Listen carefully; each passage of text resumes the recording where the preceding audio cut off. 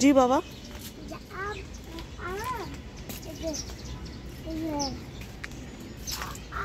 দেখি এদিক তাকাও, কি বলো?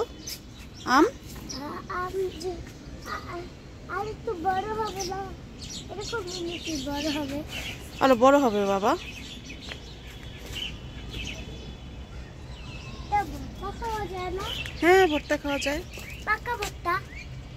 পাকা না, এখন কাঁচা ভর্তা খাইতে হবে। এটা হলো আমরা 12 মাসি আমরা, গাছের পাতা সবই ঝরে গেছে।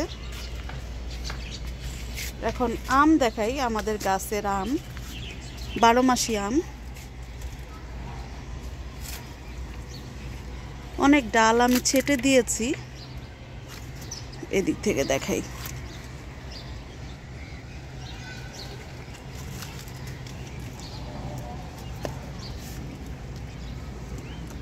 এই যে মাশাআল্লাহ আম হয়ে আছে। এই যে দিকটাতে নিচের দিকেও আছে আম। আরো ভিতরে কি আছে কিনা, এই যে দিকটাতেও বোধহয় আছে। এই যে ছোট্ট একটা আম আছে।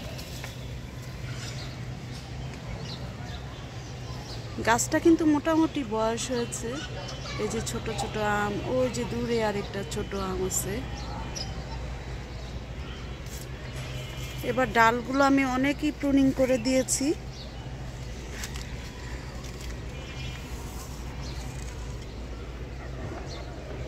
সব জায়গায় বুঝতে পারি না আম আছে কিনা, অনেক ঝাঁকড়ানো ছিল।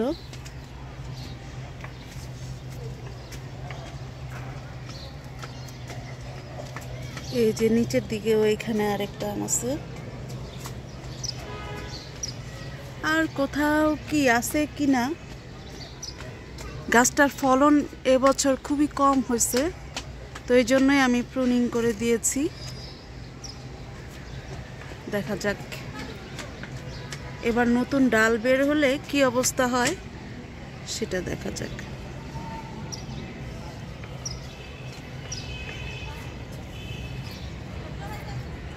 আজকে দুপুর থেকে সূর্যটা উঠে নাই, ডুবে গেছে, মেঘে ঢেকে গেছে, তো এই জন্য ভিডিওটা একটু অন্ধকার আসতেছে।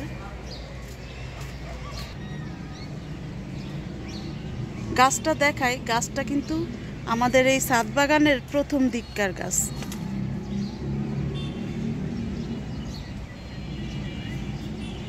আমি একদম গাছটার ওই ভিতর দিকে চলে গেছিলাম। এই যে গাছটার গোড়াটা যদি খেয়াল করে দেখা যায়, বোঝা যাবে যে গাছটা অনেক দিনের পুরাতন গাছ। এই যে গাছে পানি দিয়েছি, তো এই যে একদম অনেক ডাল ছিল যেগুলো আমি কেটে দিয়েছি।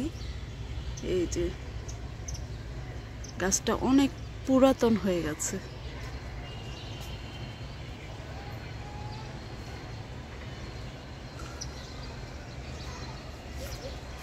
একদম অন্ধকার চলে আসলো। তো সবার জন্যই অনেক অনেক শুভকামনা। আসসালামু আলাইকুম।